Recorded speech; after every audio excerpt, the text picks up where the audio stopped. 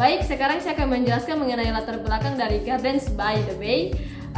Gardens by the Bay ini adalah proyek ambisius dari pemerintah Singapura yang bertujuan menciptakan taman kota modern dengan teknologi ramah lingkungan. Taman ini merupakan bagian dari visi untuk menjadikan Singapura sebagai kota dalam taman dan telah menjadi ikonik di dunia.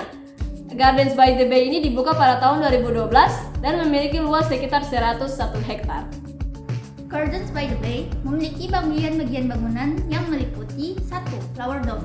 Flower Dome berfungsi sebagai konservatori atau greenhouse yang beriklim sejuk dan kering. Flower Dome memiliki koleksi tanaman dari Mediterania, Afrika Selatan, California, dan Australia. Fitur unik dari Flower Dome adalah struktur kaca terbesar di dunia yang kemudian tercatat di dalam Guinness World Record. Yang kedua ada Cloud Forest yang berfungsi sebagai konservatori iklim tropis pegunungan yang memiliki ciri khas Cloud Mountain setinggi 35 meter dengan air terjun dalam ruangan tertinggi di dunia yaitu 30 meter.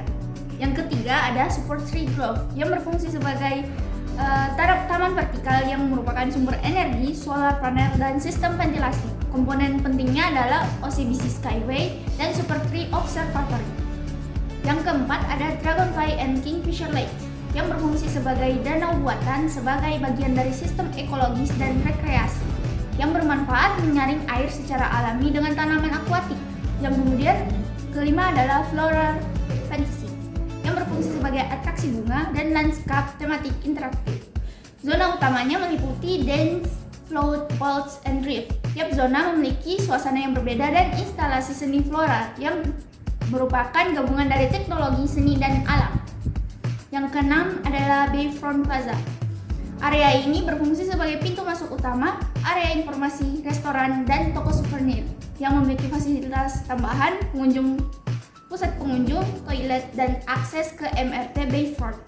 Yang ketujuh ada The Meadow yang berfungsi sebagai ruang terbuka terbesar untuk konser, pertunjukan, dan acara publik.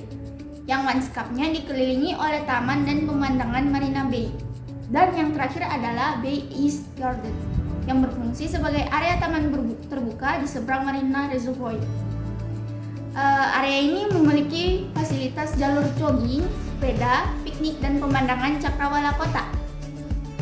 Prinsip-prinsip bioklimatik pada Gardens by the Bay. 1. Adaptasi terhadap iklim lokal. Desain mempertimbangkan suhu tinggi dan kelembapan tinggi khas Singapura. Ventilasi alami dan penggunaan tanaman lokal adaptif untuk menciptakan mikroklimat yang nyaman.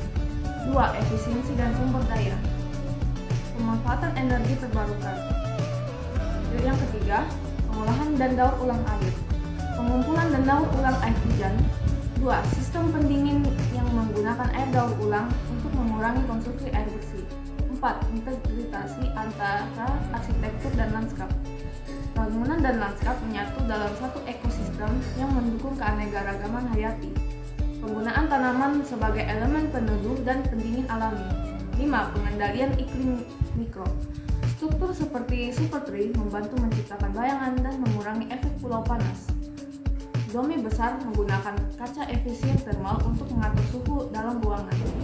Strategi arsitektur bioklimatik di Gardens by the Bay. Yang pertama, Flower Dome and Cloud Forest atau greenhouse terbesar di dunia menggunakan double plate glass panel untuk efisiensi thermal, memanfaatkan sistem thermal stratification sehingga hanya ada area bawah didinginkan. Sistem pendingin menggunakan air dingin yang bersirkulasi melalui lantai. Yang kedua yaitu Super Tree Grove, di mana struktur vertikal setinggi 25 hingga 50 meter yang berfungsi sebagai taman vertikal. Yang kedua ya Super Tree dilengkapi dengan photovoltaic cells untuk menghasilkan listrik sendiri, bertindak sebagai ventilator buangan udara hangat dan sistem pendingin di dome, menyediakan ruangan dan menciptakan iklim mikro nyaman di sekitarnya. Lalu yang ketiga yaitu sistem energi terbarukan dan sirkulasi. Pembangkit biomasa on-site memanfaatkan limbah taman organik untuk menghasilkan energi. Energi ini digunakan untuk mendukung sistem pendingin di konservatori. Pengumpulan air hujan, atap dan permukaan lainnya dirancang untuk menangkap air hujan. Air disaring dan digunakan untuk irigasi serta sebagai bagian dari sistem pendingin. Kelima yaitu Smart Environmental Control atau sistem otomatis yang memonitor kelembapan, suhu, dan pencahayaan untuk mengatur kondisi di dalam ruangan secara efisien. Jadi itulah hasil pemaparan dari teman-teman saya. Sekarang kita masuk ke kesimpulan.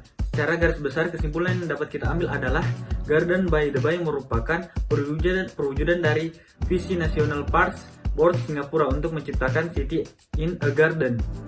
Nah, pembangunan taman ini dimulai pada November tahun 2007 dengan Baysound Garden sebagai bagian besar dari yang dibuka pada tahun 2012. Secara keseluruhan, Garden by the Bay adalah contoh sukses integrasi antara desain arsitektur inovatif dan konservatif alam, menjadikan simbol transformasi Singapura menjadi kota taman yang modern dan berkelanjutan.